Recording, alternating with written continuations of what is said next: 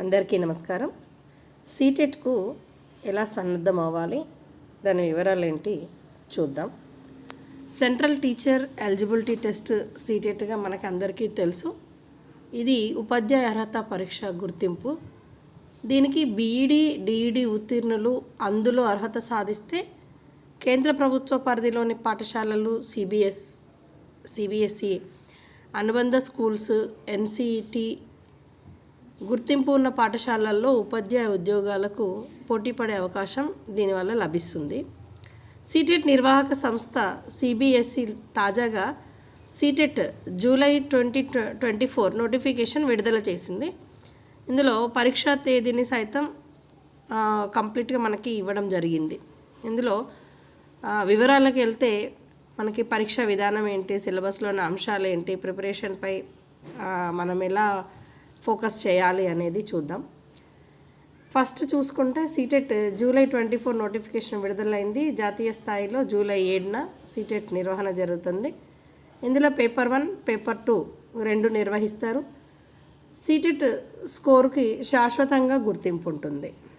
తర్వాత ఇందులో ఎన్సిటి ఈ నిబంధన ప్రకారం ఉపాధ్యాయ వృత్తిలో చేరాలనుకునే వారికి బీఈడి స్పెషల్ ఎడ్యుకేషన్తో పాటు సీటెట్లో అర్హత ఉండాలి. కాబట్టి సిబిఎస్ఈ అనుబంధ పాఠశాలలు ఏవైతే ఉన్నాయో, కేంద్రీయ విద్యాలయాలు, నవోదయ విద్యాలయాలు, ఆర్మీ, పబ్లిక్ స్కూల్స్ వంటి వాటిల్లో అడుగు పెట్టాలి అంటే సీటెట్ ఉత్తీర్ణత అనేది తప్పనిసరి. సో సిబిఎస్ఈ సీటెట్ పరీక్షను పేపర్ 1, పేపర్ 2గా నిర్వహిస్తుంది. ఇది మనం చూద్దాం.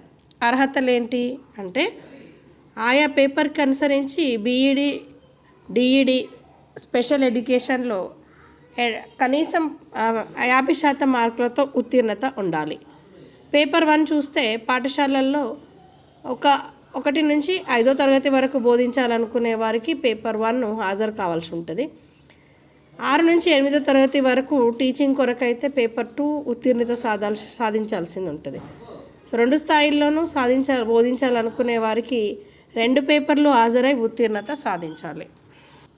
పేపర్ 1 పరీక్షలో 150 మార్కులకు ఉంటుంది. ఇందులో 5 విభాగాల్లో ఉంటాయి. అవి child development and pedagogy 30 questions 30 marks, mathematics 30 questions 30 marks, environmental studies 30 questions 30 marks, language 1 అందులో కూడా 30 క్వశ్చన్స్ అండ్ 30 మార్క్స్. ఇందులో లాంగ్వేజ్ 2 ఉంటుంది, దాంట్లో 30 క్వశ్చన్స్ అండ్ 30 మార్క్స్ ఉంటాయి. మొత్తం 5 విభాగాల్లో 150 మార్కులకు పరీక్ష నిర్వహిస్తారు. పరీక్ష పూర్తిగా అబ్జెక్టివ్ విధానంలోనే ఉంటుంది. సో పరీక్ష సమయం 2.5 గంటలు. లాంగ్వేజ్ 1, లాంగ్వేజ్ 2 విభాగాలకు సంబంధించి అభ్యర్థులకు 20 లాంగ్వేజ్లు ఉన్నాయి. అందులో తమకు ఆసక్తి ఉన్న లాంగ్వేజ్లు 2టిని ఎంచుకోవాల్సి ఉంటుంది. తర్వాత పేపర్ 2 చూస్తే 2.5 గంటల వ్యవధిలో 150 మార్కులకు పేపర్ 2 నిర్వహిస్తారు. మొత్తం 5 విభాగాల్లో పూర్తిగా అబ్జెక్టివ్ విధానంలో పరీక్ష ఉంటుంది. చైల్డ్ డెవలప్మెంట్ అండ్ పెడగాజీ తర్వాత ప్రశ్నలు 30 ఉంటాయి, 30 మార్కులకు. మ్యాథమెటిక్స్ 60 క్వశ్చన్స్కి 60 మార్క్స్ ఉంటాయి. సోషల్ స్టడీస్ అయితే 60కి 60 మార్క్స్ ఉంటాయి. Language 1 30 marks, language 2 30 questions 30 marks ఉంటాయి. సో 60% మార్కులు అనేది కంపల్సరీ పేపర్ 1 కానీ పేపర్ 2 కానీ. ఇవి అర్హత పొందాలనుకునే వాళ్ళకి. తర్వాత ఒకసారి కనుక సీటెట్ పాస్ అయితే ఇది శాశ్వత గుర్తింపుకు ఉంటుంది. ఆ స్కోర్ అనేది జీవితాంతం ఉంటుంది. సో ఇందులో మనకి ముఖ్య సమాచారం కూడా ఇచ్చారు. దరఖాస్తు చేసుకునే విధానం ఆన్లైన్ ద్వారా.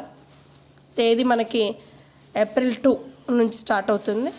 సీటెట్ జనరల్గా జూలై 7న ఉంది. పేపర్ 2 అయితే 9:30 to 12, పేపర్ 1 అయితే 2 to 4:30 వరకు ఉంది. ఇప్పుడు మనకి తెలుగు రాష్ట్రాల్లో గుంటూరు, తిరుపతి, విజయవాడ, విశాఖపట్నం, హైదరాబాద్, వరంగల్ ఇలా ఈ ప్లేస్లలో ఉంది. దీంట్లో మనకి వెబ్సైట్ సంప్రదిస్తే ఎలా అప్లై చేసుకోవాలో తెలుస్తుంది.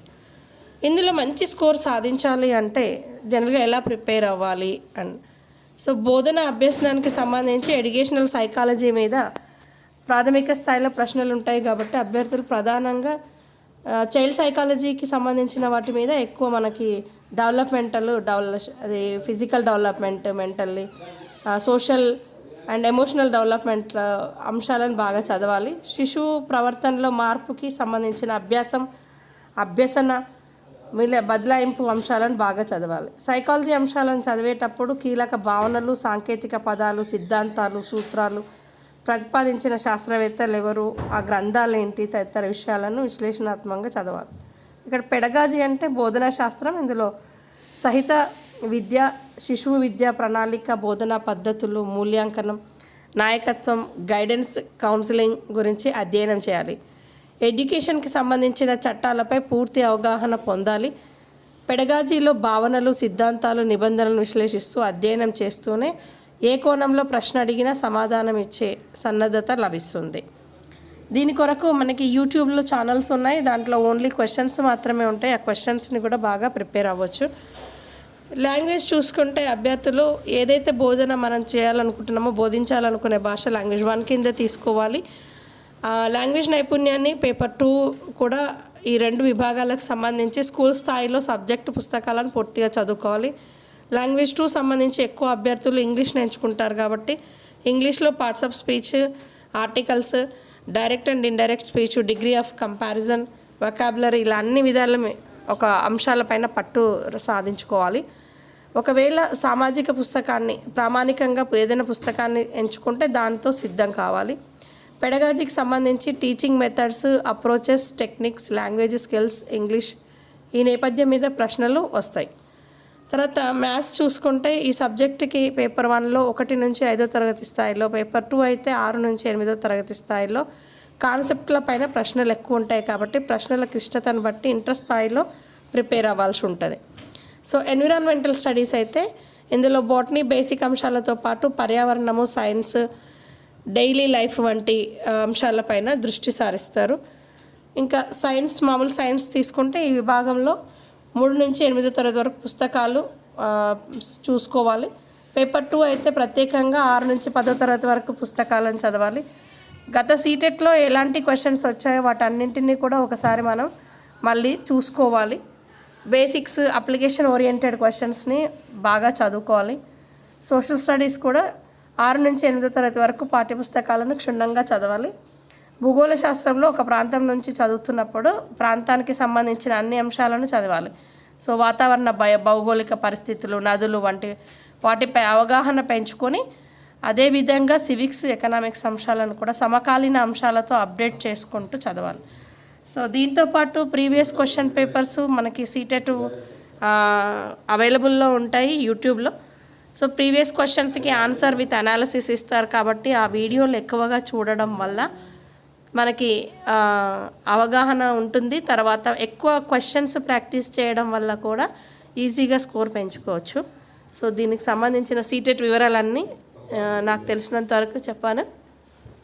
Thank you for watching this video.